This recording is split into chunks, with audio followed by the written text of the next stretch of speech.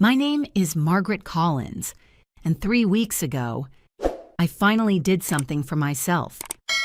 After 35 years of working in corporate insurance, I sold my shares, packed up my townhouse in Chicago, and bought a quiet lake house in northern Michigan. I wanted peace. Mornings with coffee and fog over the water, afternoons reading by the window, and evenings where silence hummed louder than city noise. For 72 hours, I had exactly that. On the fourth morning, as I was trimming the rose bushes near the porch, my phone buzzed. It was my son, Nathan. He never called before noon unless something was wrong. "Mom," he said, his tone rehearsed. "I was thinking, that lake house of yours sounds huge. Maybe we could spend the summer there? The kids would love the water." I smiled, imagining my grandkids chasing fireflies. "Of course, for a weekend." "Oh, no." He cut me off. "We'll stay for a while. The whole family needs a break." By whole family, he meant himself, his wife, her sister, their mother, 2 children, and a dog the size of a pony. They arrived 2 days later. Horns blaring, trunks open, voices spilling out before the doors even shut. My quiet porch turned into a parking lot. That night, I found my suitcase moved to the small guest room, the one without windows. My son stood in the hallway, hands in his pockets, acting like it was nothing. "Mom, you don't mind, right?" he said.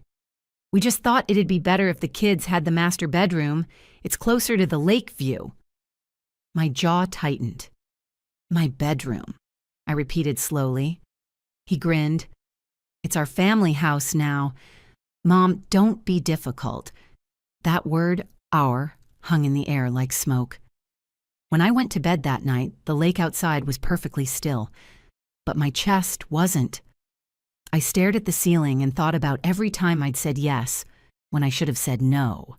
By sunrise, I knew I'd had enough.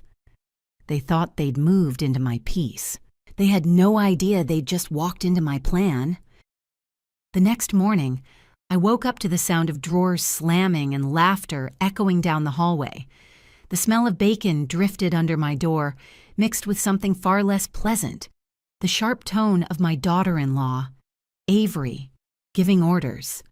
When I stepped out, my once quiet living room looked like a college dorm after move-in day. Boxes everywhere, beach toys on the couch, and my oriental rug rolled up in the corner because, as Avery explained, kids spill things. Nathan stood by the coffee machine like he owned it, wearing one of my late husband's old flannel shirts. "Morning, Mom," he said casually. "We're thinking of rearranging the furniture a bit, make it more family-friendly." "Family-friendly," I repeated, staring at the antique bookshelf now pushed against the wall. "This is a family house. Mine." He smiled. That patronizing kind of smile children use when they think their parents have lost touch. "Relax, Mom. It's just temporary. You'll see. It'll be fun having everyone together again." Fun. That word used to mean something different when he was 5 and brought me dandelions from the yard. Now it meant noise, clutter, and control. By noon, the house had a new rhythm, one I didn't belong to. Avery and her sister filled the kitchen, shouting over a blender. The kids chased each other through the hallway with wet feet. Nathan spent half the day on his laptop at my dining table, talking loudly about property values and long-term investment potential. I sat on the porch with a cup of tea, pretending to read. Through the open window, I heard him say to his wife, "If we put the deed in my name, Mom won't have to worry about taxes when she's, older." The word older landed like a blade. That night, while they grilled steaks by the lake, I stood in the kitchen and wiped the same plate for 10 minutes, just listening. Avery's mother laughed about how lucky Nathan was to inherit such a beautiful place. Her sister chimed in, "You think she'll sign it over soon?" Nathan didn't correct them. He just shrugged. The rage was cold, not fiery. It didn't explode. It sank deep, hard, deliberate. Later, when everyone was outside watching the sunset, I slipped into the master bedroom. My bedspread smelled like Avery's perfume. On the dresser, the family photo that used to sit by my bedside, me, Nathan, and his father, was gone. In its place, a framed picture of Avery's family, smiling by some Florida resort. Something inside me settled. The kind of stillness that comes when you stop asking why people hurt you and start planning what to do about it. I went back to the porch. The lake shimmered under the orange sky. Nathan called out from the yard. "Mom, you okay?" I smiled. "Perfectly fine," I said. Just thinking. That night, I couldn't sleep. The house creaked in strange ways with so many people inside.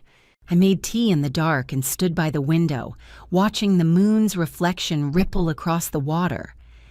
I remembered the first time I'd taught Nathan how to swim, how he'd clung to me, terrified of sinking. I used to think that was love, that needing someone meant caring. Now I saw it for what it really was, dependence disguised as affection. By dawn, I'd made my decision. If my son wanted to play house, I would let him. But this time, I'd set the rules. I opened my laptop and started drafting an email to Harbor Point Realty, the property management company that handled luxury rentals along the lake. The subject line was simple: inquiry, converting private home to short-term rental property. The sound of footsteps echoed down the hallway. Nathan appeared in the doorway, hair messy, holding a cup of coffee. "You're up early," he said. "I couldn't sleep," I replied. "Too much on my mind." He grinned. "Thinking about finally slowing down?" I looked straight at him. "No," I said quietly. "I'm thinking about boundaries." He laughed, not realizing he'd just been warned. When he left the room, I finished the email, attached a few photos, and hit send. The hum of the computer sounded like the beginning of something new, sharp, precise, inevitable. As the sun rose over the lake, I felt that same cold calm settle in again. They thought they'd taken over my house. They didn't know they'd just stepped onto my chessboard. 3 days later, Nathan decided to throw a family celebration. He said it was to make memories, but it felt more like a declaration of ownership. He printed invitations, called it Collins Family Summer Kickoff, and even told the neighbors they were welcome to Nathan's Lake House. I smiled when I overheard him say that. Nathan's Lake House. It rolled off his tongue like a fantasy he was trying to make real. The morning of the party, I watched him pace around the deck, barking orders. "Avery, can you set up the drink station? Mom, could you stay out of the kitchen for a bit? We've got catering coming." I nodded politely, even though I was the one who had called the catering company. What Nathan didn't know was that I'd upgraded everything. Champagne from France, seafood flown in overnight, live music by a local trio that charged more per hour than his monthly rent. When the delivery truck arrived, Nathan greeted the staff with a wide grin. "Hey there, right this way," he said, puffing out his chest. "I'm the homeowner." The chef turned to me for confirmation. I raised an eyebrow and said, "Yes, he's hosting today. Please make sure all the invoices go directly to him." Nathan didn't notice. He was too busy giving a speech about family unity and how he planned to keep this place in the Collins name for generations. By sunset, the party was in full swing. Music floated over the lake. Guests mingled, glasses clinking. I stayed by the edge of the deck, sipping wine, pretending to admire the view. In truth, I was watching Nathan, how he moved, how he loved being the center of attention. He lifted his glass. "To family," he shouted, and to new beginnings. Everyone cheered. For a moment, I almost pitied him. He didn't know the bill for his new beginning would arrive soon, itemized, verified, and legally binding. Later that night, after the guests left and the laughter faded, Nathan sank onto the couch with a satisfied sigh. "That went perfectly," he said. "Didn't it, Mom?" "Flawlessly," I replied. "You really took charge." He grinned, oblivious. "You think Dad would have been proud?" "Perhaps," I said softly. "But I'm not sure he'd recognize the man you're becoming." Nathan frowned, sensing something in my tone but too tired to chase it. He went to bed early, leaving empty bottles and crumpled napkins across the table. The next morning, he found a thick envelope on the counter. Inside was a neatly printed invoice from Bayview Catering for $17,482.35. At the bottom, in black ink, it read, "Billing contact, Mr. Nathan Collins, host." His voice boomed down the hallway. "Mom, what the hell is this?" I stepped out of my study, calm as the lake outside. "Looks like the catering invoice," I said. "They sent it to the host." "I didn't order this much food. You went overboard," he shouted. I met his eyes. "You were the one giving speeches." "Nathan, I assumed you wanted everything perfect for your guests." He sputtered, waving the paper. "You think this is funny?" "No," I said. "I think it's expensive." For a moment, he was speechless. The silence that followed was heavy, almost tangible. I could see the calculation flicker in his eyes, the realization that his performance had just cost him more than he could afford. I turned back toward my office. "You might want to pay that soon," I said. "Late fees are brutal these days." Behind me, I heard him curse under his breath. That was the sound I'd been waiting for, not rage, but recognition. The first crack in his illusion of control. That night, he stayed up late on his laptop, pacing between rooms, whispering to Avery. I pretended not to notice, but I knew exactly what he was doing. He was searching for a way to undo what had already begun. Out on the porch, I watched the moon shimmer over the lake again. The same moon, the same silence, but it felt different now. The balance was shifting, almost imperceptibly, in my favor. He thought the party had been a triumph. He didn't realize it was just the first move of my endgame. 2 days after the party, I noticed Nathan had grown unusually quiet. He spent hours on his laptop, door shut, voice low. Avery's mother had left, but her presence lingered, her perfume, her opinions, her fingerprints on my silverware. I pretended not to notice the whispered phone calls. I knew that silence wasn't guilt, it was calculation. That evening, while cleaning up the kitchen, I found a crumpled printout in the trash. It was an email draft to a real estate agent interested in listing my lake property. Owner, Nathan Collins. For a moment, I just stared at it. Then I laughed, quietly. The kind of laugh that comes when fury finally turns into clarity. I didn't confront him. Instead, I made my own call. My attorney, Ms. Diane Keller, answered on the second ring. "Margaret, I was just thinking about you," she said. "Good," I replied. "I might need you sooner than expected." The next morning, while Nathan was out buying groceries, a black SUV pulled up. 2 men in navy jackets stepped out, Harbor Point Realty's verification team. I'd asked them to conduct a surprise audit on the property listing. When Nathan returned, they were standing in the driveway with clipboards.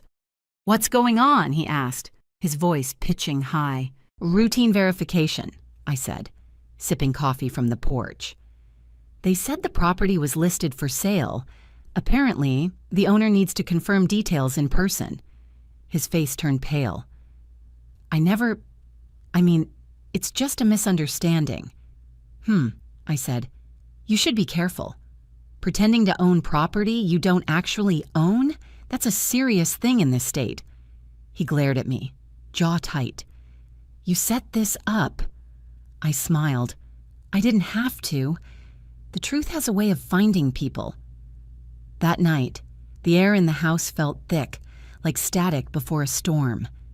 I could hear Avery crying behind their bedroom door and Nathan pacing like a caged animal. The following morning, I woke to find my phone flooded with messages. My mailbox, too, a thick envelope marked "Confidential, Adult Protective Services."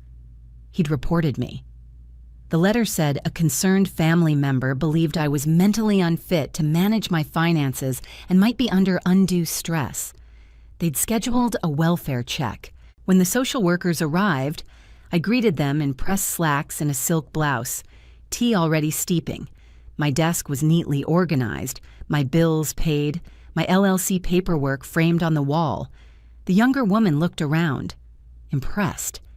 "Mrs. Collins, everything here looks very much in order." "Thank you," I said. "Would you like to see my last quarterly report?" She blinked. "That won't be necessary." They left 20 minutes later, apologizing for the inconvenience. Nathan avoided me all afternoon. He must have known the report came back clean. When he finally emerged from his room, his voice was low. "You think you're smarter than me, don't you?" I met his eyes. "No," I said softly. "I just think ahead." He turned away, muttering, "You're impossible." As he walked down the hallway, I called after him. "Nathan?" He stopped. "Thank you," I said. "You just proved I'm perfectly sane." For the first time in weeks, he didn't have a comeback. That night, I sat by the window, notebook open, pen steady. I began listing every incident, every word, every threat, every reckless move, not for revenge anymore, but for documentation. I wasn't just defending a house. I was defending the part of myself that refused to be erased. The lake was calm again, the same way it always was after a storm passed. But something in me had changed. I'd stopped playing defense. He thought he could win by force. I was about to teach him what real control looked like. The call from my attorney came 2 days later. "Margaret," she said, "your son asked for a meeting. He wants to settle things privately." I could hear the hesitation in her voice, the same tone she used when a client was walking into a storm and didn't know it yet. "Set it up," I said. "I'm ready." The next morning, the sky over the lake was gray, heavy with rain. It matched the air inside me, calm, cold, certain. I dressed simply, a navy dress, pearls, and my late husband's watch. I wasn't going to a fight. I was going to a reckoning. Nathan was already at the law office when I arrived. He looked tired, the kind of tired that comes from realizing your version of the story no longer controls the narrative. "Mom," he started, standing up too fast. "This has gotten out of hand." I took the seat across from him. "Yes," I said, "it has." Diane opened a folder and slid several documents across the table. "We'll start with ownership verification," she said. "Margaret, as sole member of Collins Property LLC, holds complete legal rights to the house and all its assets. Any attempt to sell, transfer, or claim ownership without her written consent is considered fraudulent." Nathan's jaw clenched. "I didn't mean to sell it. I was just exploring options." "Options that involved forging documents?" I asked quietly. "Or calling Adult Protective Services to claim I was losing my mind?" He froze. "You found out about that?" "Of course I did," I said. "You left the file open on your laptop." His shoulders slumped. "Mom, I was trying to protect you." "From what?" I interrupted. "From independence? From being free?" He stared down at his hands, silent. I leaned forward. "You grew up watching your father control everything, our money, our time, even what I wore. I thought I raised you differently." But you inherited his fear, Nathan. The fear of women who don't need saving. His eyes flickered, a flash of something between shame and defiance. You're twisting this. I just wanted to make sure you were taken care of. I am taken care of, I said, by myself. And that's what you can't stand. The room went still. Even Diane looked down, pretending to shuffle papers. After a long silence, I stood. From this moment on, Nathan, I'm setting boundaries you can't cross. You will not enter my property without permission. You will not contact my tenants or my management company. You will not speak for me again. He looked up, his voice cracking. So that's it? You're cutting me out? I hesitated, then said softly, No, Nathan, you did that yourself. His face fell, the fight leaving him like air escaping a balloon. You really mean this? I nodded. I do. And someday. I hope you'll understand it's not anger. It's self-respect. When the meeting ended, I walked out first. The rain had stopped, leaving the streets shining under the pale morning light. For years, I'd let guilt blur the line between love and control. That morning, the line was finally clean. I turned back once through the glass door. Nathan was still sitting there, head in his hands. For a brief second, I almost felt sorry for him. But pity is just another form of surrender. And I was done surrendering. As I stepped into the sunlight, I thought of the house by the lake, standing tall and still, mine again, in every sense that mattered. He thought the battle was over. For me, it was only peace, finally earned. The lake house was silent again, but it wasn't the kind of silence that presses on your chest. It was soft, almost musical, the kind that seeps into the walls after a storm and tells you everything has finally settled. For days after the meeting, I walked through each room slowly, as if reintroducing myself to the space. The scent of Avery's perfume still lingered faintly in the master bedroom. A child's drawing of a fish was stuck behind the refrigerator. There was even a single sock wedged between the couch cushions, tiny remnants of chaos. I didn't rush to erase them. I wanted to see what remained after they were gone. It reminded me that peace isn't about having nothing left. It's about choosing what you keep. When I finally decided to rent the house through Harbor Point, I didn't feel regret. I felt purpose. I furnished each room myself, cleaned the windows until they caught the sunlight just right, and planted fresh lavender by the front steps. Every small act was a declaration. This is mine, and I will decide who walks through this door.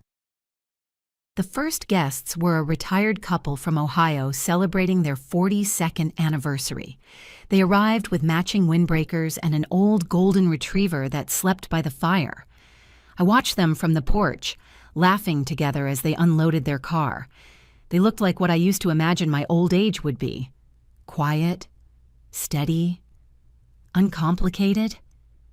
When they left a week later, I found a handwritten note folded under the sugar bowl. "Thank you for sharing your peace with us," it said. I smiled and tucked it into my journal. Peace. The word used to sound like surrender, like something passive. Now I understood it differently. It was work. Constant, deliberate work. Nathan hasn't called since that morning in Diane's office. Sometimes I wonder if he drives by the lake, if he ever slows down long enough to see the lights flickering in the windows at night. Maybe he tells himself it doesn't matter anymore. Maybe that's his way of surviving it. I don't hate him. That surprises me. Anger fades when you finally stop needing an apology. What's left is clarity, and a quiet kind of mourning for what could have been. Last month, I took part of the rental income and started a small scholarship in his children's names. I didn't tell him. Love doesn't always have to announce itself. Sometimes it just needs to exist quietly, without expectation. Now, every morning, I sit on the deck with my coffee and watch the sun climb over the lake. The light moves slow, golden and certain, like time finally choosing mercy. The waves touch the shore, one after another, steady and endless. I used to think happiness was something other people could give you, but it isn't. It's the peace you protect when no one's watching, the boundary you draw and never cross again. Tonight, I'll lock the doors, turn off the lights, and let the house breathe. The lake will whisper against the shore, and for the first time in my life, I won't be afraid of the silence, because the silence, now, finally belongs to me. Thank you for watching. If you enjoy these family drama and revenge stories, please subscribe and join me for more every day.